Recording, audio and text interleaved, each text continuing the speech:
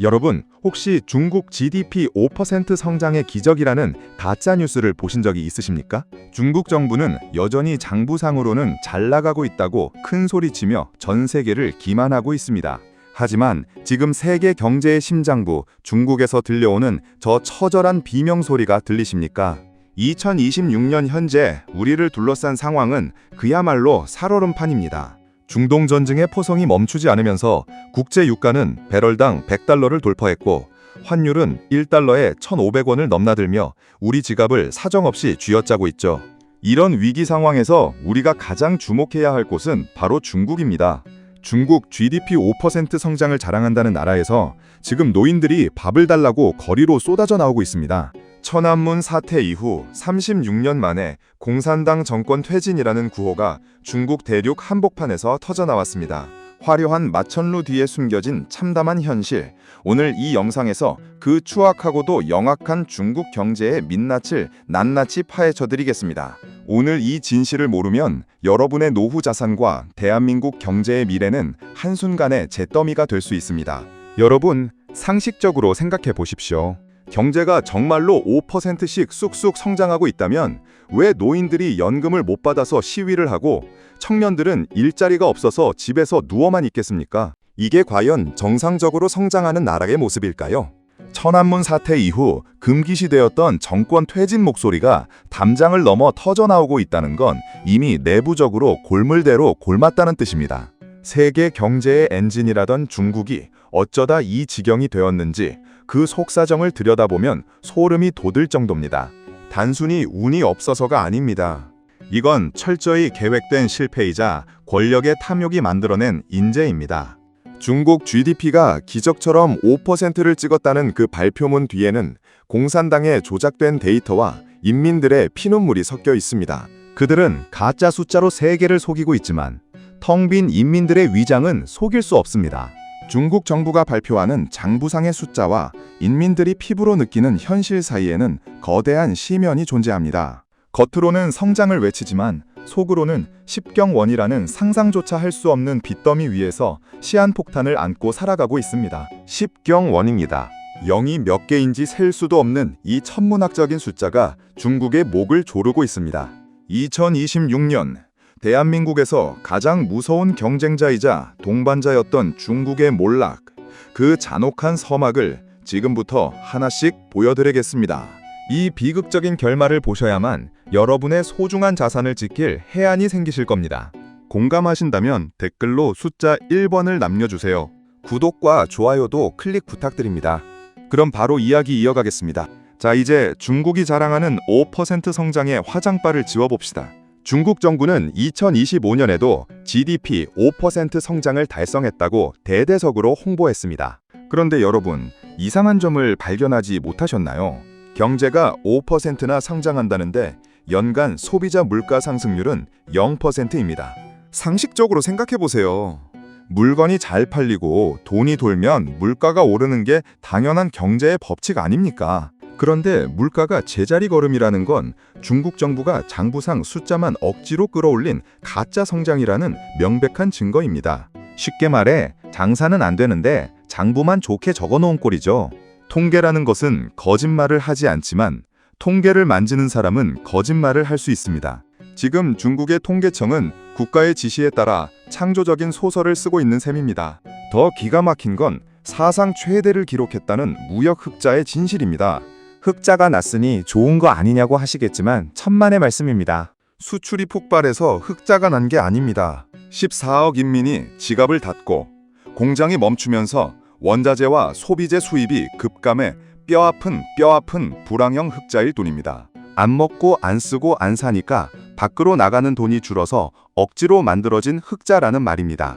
내장이 썩어가는데 겉에 화장만 진하게 한다고 병이 낫겠습니까? 중국 경제는 지금 그 화장조차 흘러내릴 정도로 심각한 상태입니다. 공산당은 이 흑자 지표를 내세워 경제가 건재하다고 주장하지만 그건 영양실조에 걸린 사람이 붓기를 건강하다고 우기는 것과 다를 바 없습니다. 인민들이 돈을 안 쓰는 근본적인 이유는 바로 디플레이션 공포입니다. 물건값이 내일이면 더 떨어질 것이라 믿기 때문에 소비를 무기한 미루는 것이죠. 14억 명이 동시에 소비를 멈추니 기업은 물건이 안 팔려 직원을 해고하고 실직자는 소득이 끊겨 지갑을 더 굳게 닫는 지독한 악순환의 늪에 중국 경제가 통째로 빠져버렸습니다. 이건 단순한 불경기가 아닙니다. 국가 시스템 전체가 얼어붙는 빙하기의 시작입니다. 중국의 공장들은 이제 재고를 처리하지 못해 헐값에 해외로 밀어내기를 하고 있고, 이는 전 세계 경제 생태계를 파괴하는 부메랑이 되어 돌아오고 있습니다. 상상해 보십시오. 마트에 갔는데 어제 100원 하던 고기가 오늘 90원 하고 내일은 80원이 될 것 같습니다. 여러분 같으면 오늘 고기를 사시겠습니까? 절대 안 삽니다. 이게 바로 디플레이션의 무서움입니다. 모두가 소비를 미루면 시장에는 피가 돌지 않습니다. 이제 중국 경제의 가장 어두운 구석, 바로 빚의 공포를 들여다봅시다.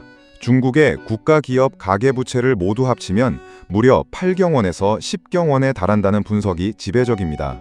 GDP 대비 300%를 돌파한 이 어마어마한 빚더미는 이제 감당할 수 있는 수준을 넘어섰습니다. 빚으로 빚을 갚는 한계 상황 속에서 2025년 한 해 동안 377개의 중소형 은행이 소리 소문 없이 파산했습니다.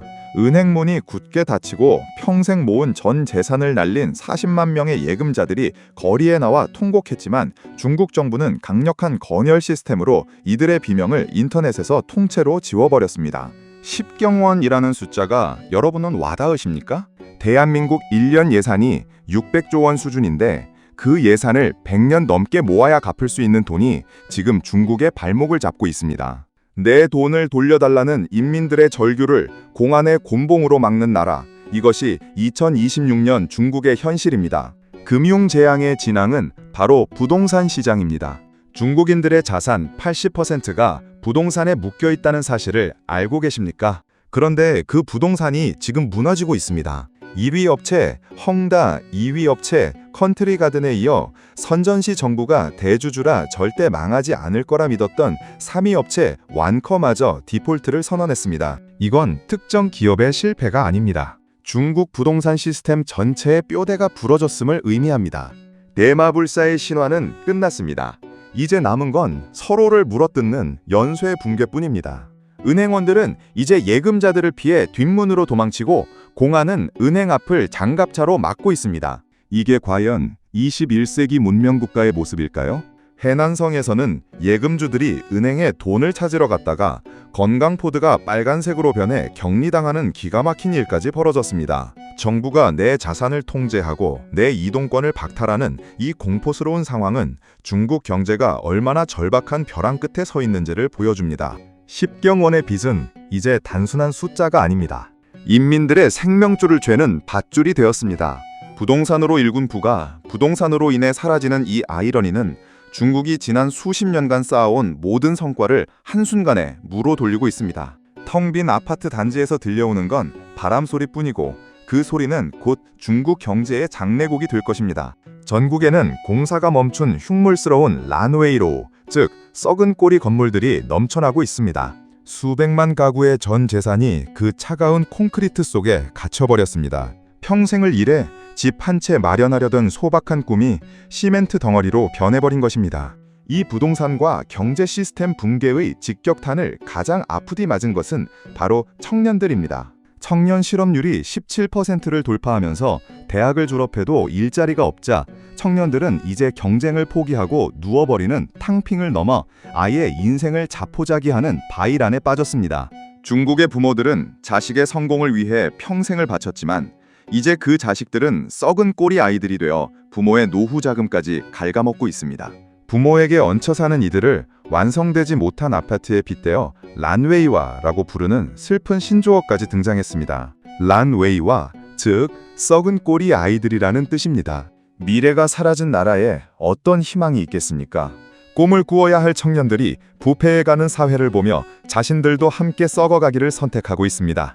이것은 단순한 실업의 문제가 아니라 국가의 뿌리가 썩어 들어가는 재앙입니다. 시진핑 정권은 이들의 좌절을 애국심이라는 명분으로 억누르려 하지만 배고픈 청년들에게 애국심은 한낱 공허한 메아리일 뿐입니다. 대학 졸업장이 길거리 전단지보다 가치 없어진 사회에서 누가 노력을 하겠습니까?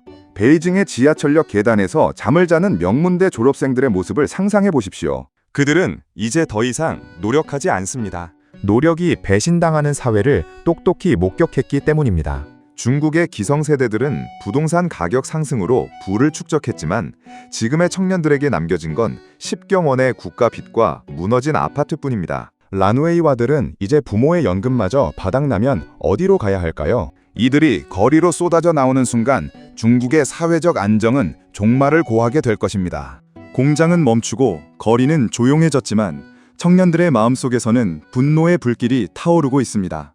그들은 부모 세대가 누렸던 번영이 사실은 자신들의 미래를 가불해서 쓴 것이라는 사실을 깨닫기 시작했습니다. 경제 위기는 이제 거리의 시위로 폭발하고 있습니다. 이념이나 체제 전복이 아닌 당장 먹고 살기 위해 체불된 임금을 달라는 생존형 시위가 전국적으로 3,000건 넘게 발생했습니다. 하지만 시진핑 정권은 이를 해결하기보다는 대규모 집회를 막기 위해 새해 불꽃놀이마저 싹 다 취소해버리는 등 민심 통제에만 급급한 모습을 보이고 있습니다. 정권의 불안감이 여실히 드러나는 대목이죠. 인민의 배를 불려주지 못하는 권력은 필연적으로 무너진다는 역사의 교훈을 시진핑은 잊은 것일까요? 공안의 감시 카메라가 14억 인민의 일거수일투족을 쫓고 있지만 꼬르륵 소리가 나는 뱃속의 울림까지 통제할 수는 없습니다. 이 모든 사태의 근원은 시진핑의 공포와 권력력에 있습니다. 민간 자본과 기업가가 거대해지면 공산당의 통제력이 약화될 것을 두려워한 그는 경제가 박살나더라도 당의 철권 통치를 유지하기로 선택했습니다. 부동산 업체들의 자금줄을 하루아침에 끊어버린 3대 레드라인 정책과 공동 부유를 내세워 잘나가던 알리바바의 마윈 등 혁신 기업들을 무자비하게 짓밟은 규제가 그 결정적인 증거입니다. 거위의 배를 갈라 황금알을 꺼내려다 거위 자체를 죽여버린 셈입니다. 마윈이 사라지고 텐센트가 위축되는 동안 중국의 기술 혁신은 멈췄습니다. 그 자리를 채운 것은 당에 대한 충성심뿐입니다. 똑똑히 보셔야 합니다. 기업들이 창의성을 잃고 당의 눈치만 보는 사회에서 혁신이 일어날 수 있겠습니까? 자본은 이미 중국을 탈출하고 있습니다. 외국인 투자자들은 더 이상 중국을 기회의 땅으로 보지 않습니다. 오히려 언제든 자산이 몰수될 수 있는 위험한 도박장으로 여기고 있죠. 시진핑은 권력을 지켰을지 모르지만 중국 경제의 심장을 스스로 멈추게 했습니다. 이제 그 대가를 14억 인민이 치르고 있습니다. 밥그릇이 깨진 인민들이 언제까지 침묵할 것이라고 생각하십니까? 시진핑의 공포 정치는 이제 경제 전반을 마비시키고 있습니다. 기업가들은 새로운 투자를 포기하고 자산을 해외로 빼돌릴 궁리만 합니다. 당의 명령에 따라 움직이는 관료들은 책임 회피에만 급급하며 현장의 목소리를 중앙에 전달하지 않습니다. 이제 본격적으로 중국의 밑바닥을 더 깊게 파헤쳐 봅시다. 여러분, 바이란이라는 말을 들어보셨습니까? 청년들이 단순히 눕는 것을 넘어 이제는 인생을 쓰레기처럼 내던진다는 뜻입니다. 2026년 중국의 대졸자들은 이제 배달기사 자리조차 구하지 못해 발을 구르고 있습니다. 석사, 박사 학위를 따고도 길거리에서 노점을 하거나 부모의 연금에 기생하는 란웨이와가 수천만 명입니다. 그런데 더 소름 돋는 건 중국 정부의 대응입니다. 실업률 통계가 높게 나오자 통계 발표 자체를 중단해버렸습니다. 눈을 감으면 세상이 사라진다고 믿는 아이와 다를 게 무엇입니까? 숫자를 숨긴다고 현실이 사라집니까? 오히려 정보의 불투명성은 시장의 신뢰를 완전히 붕괴시켰습니다. 이 청년들의 절망은 단순히 경제 지표의 하락을 의미하지 않습니다. 이건 중국이라는 국가의 잠재 성장률이 영구적으로 파괴되었다는 사형 선고입니다. 한창 일하고 소비해야 할 세대가 인생을 포기했는데 어떤 미래가 있겠습니까? 중국의 번화가인 상하이 와이탄이나 베이징의 왕푸징을 가보십시오. 겉은 화려하지만 그 이면에는 일자리를 찾지 못한 청년들이 공원 벤치에서 노숙을 하는 풍경이 일상이 되었습니다. 이들이 느끼는 배신감은 이제 공산당의 선전선동으로도 막을 수 없는 수준에 이르렀습니다. 바이란은 단순한 유행어가 아닙니다. 사회적 계약의 붕괴입니다. 성실함이 보상받지 못하는 나라에서 누가 땀을 흘리겠습니까? 실제로 중국의 SNS에는 인생은 어차피 망했다는 식의 허무주의적인 영상들이 넘쳐납니다. 과거의 청년들이 창업 열풍에 휩싸여 잭마를 꿈꿨다면 지금의 청년들은 그저 오늘 하루를 어떻게 버틸까만 고민합니다. 국가가 개인의 성장을 가로막고 오직 통제의 대상으로만 여길 때 그 사회의 활력은 급격히 식어버립니다. 청년들이 결혼을 포기하고 아이를 낳지 않는 것은 그들이 할 수 있는 가장 강력하고도 슬픈 저항입니다. 인구 대국 중국이 이제는 인구 절벽의 공포에 떨고 있는 이유가 바로 여기에 있습니다. 시진핑은 이 거대한 눈물을 닦아줄 능력이 없습니다. 미래가 없는 세대는 국가의 부흥을 위한 도구로 쓰이기를 거부하고 있습니다. 경제적 고통은 인내의 한계를 넘어 시위라는 물리적 충돌로 번지고 있습니다. 2025년부터 전국 각지에서 발생한 시위는 그 성격이 과거와 완전히 다릅니다. 예전에는 인권이나 민주주의를 외쳤다면 이제는 당장 굶어 죽게 생겼으니 밀린 임금을 내놓으라는 생존권 시위입니다. 공장에서 일하고도 월급을 받지 못한 노동자들이 공안의 최루탄 앞에서도 물러서지 않고 있습니다. 전국적으로 3,000건이 넘는 시위가 발생했다는 것은 중국 전역이 거대한 화약고로 변했다는 증거입니다. 시위대는 이제 마스크를 쓰는 것조차 거부하고 자신의 얼굴을 드러내며 분노를 표출하고 있습니다. 시진핑 정권은 이 화약고에 불이 붙을까봐 전전긍긍하고 있습니다. 사람들의 모임을 원천 봉쇄하기 위해 명절 축제조차 금지시키고 인공지능 감시 카메라로 일거수일투족을 감시합니다. 하지만 배고픔은 그 어떤 첨단 기술로도 가릴 수 없습니다. 밥을 달라는 인민의 외침은 공산당의 철권 통치에 균열을 내고 있습니다. 2026년 현재 중국 내부에서는 공무원들조차 월급이 삭감되거나 체불되면서 정권을 지탱하는 관료 조직마저 흔들리고 있다는 흉흉한 소문이 돌고 있습니다. 공무원들이 월급을 못 받으면 세금을 거두러 다니지 않습니다. 세금이 안 거치면 정비는 더 많은 빚을 내야 하죠. 이 악순환이 중국의 지방 도시들을 유령 도시로 만들고 있습니다. 중국 각지의 건설 현장 앞에서는 밀린 임금을 달라는 노동자들의 통곡 소리가 끊이지 않습니다. 그들은 한겨울 추위 속에서도 텐트를 치고 농성을 벌이며 자신들의 권리를 주장합니다. 하지만 돌아오는 것은 공안의 폭력적인 진압뿐입니다. 인민을 위한다는 공산당이 정작 인민의 생존권을 짓밟는 이 모순된 상황은 중국 체제의 정당성을 근본적으로 뒤흔들고 있습니다. 공포로 누른 스프링은 언젠가 더 강력하게 튀어오르기 마련입니다. 시진핑은 지금 그 스프링 위에 앉아 위태로운 권력을 유지하고 있는 셈입니다.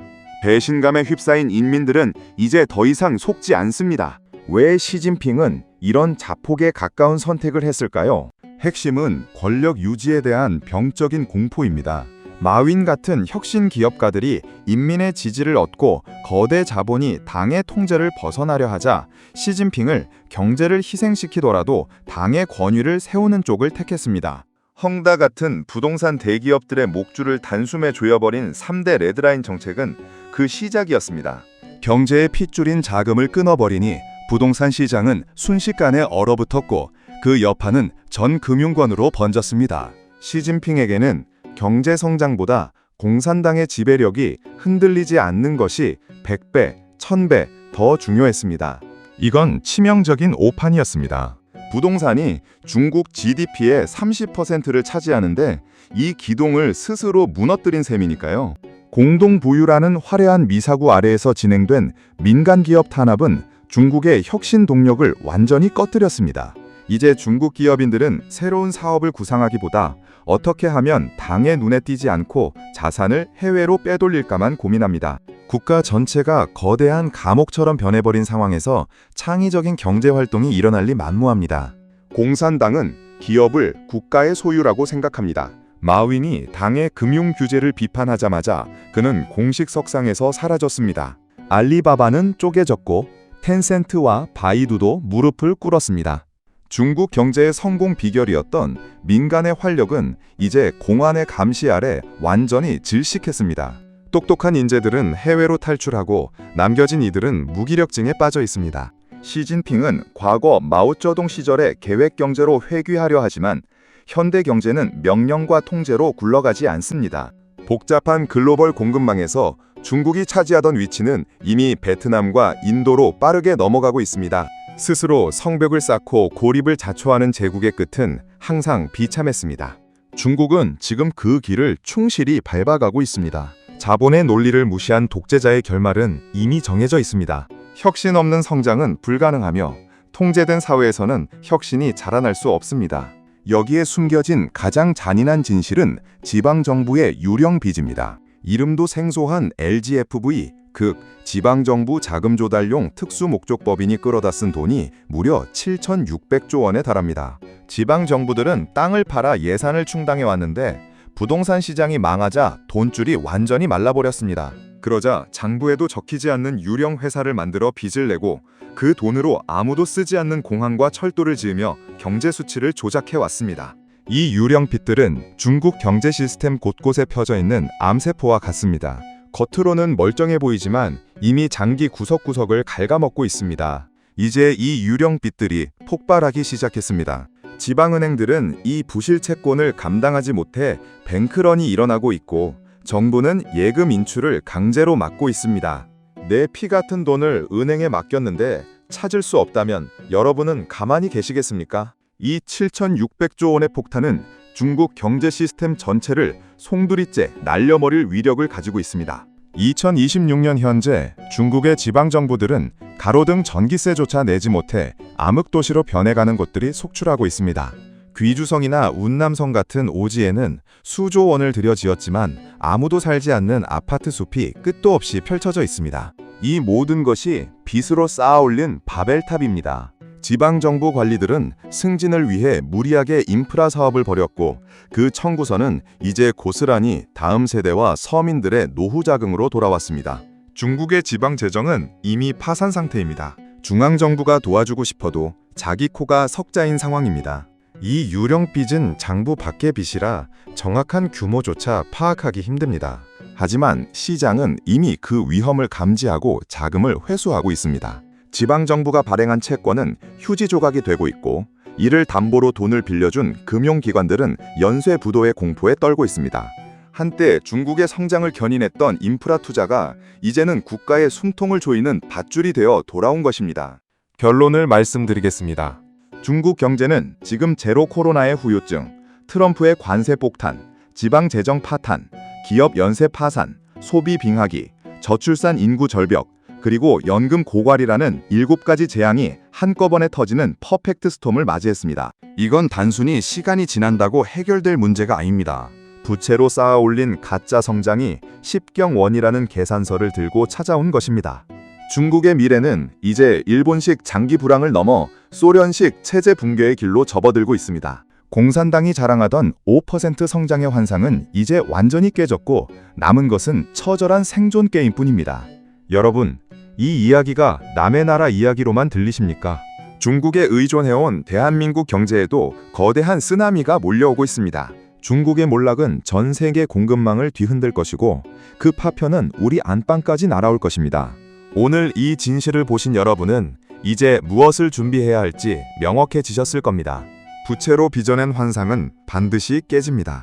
밥 달라고 거리로 나온 국민을 총칼로 막는 나라는 역사상 단 한 번도 오래 버티지 못했습니다. 중국 대륙의 거대한 침몰을 목격하며 우리는 생존을 위한 독자적인 길을 찾아야 합니다.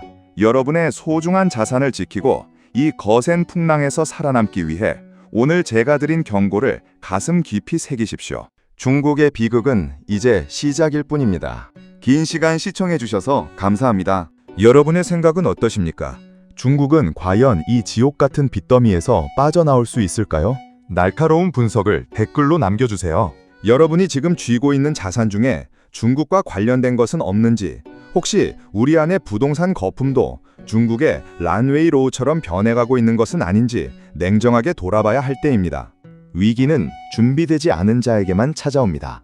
오늘 이 영상이 여러분의 내일을 지키는 강력한 예방주사가 되었기를 진심으로 바랍니다.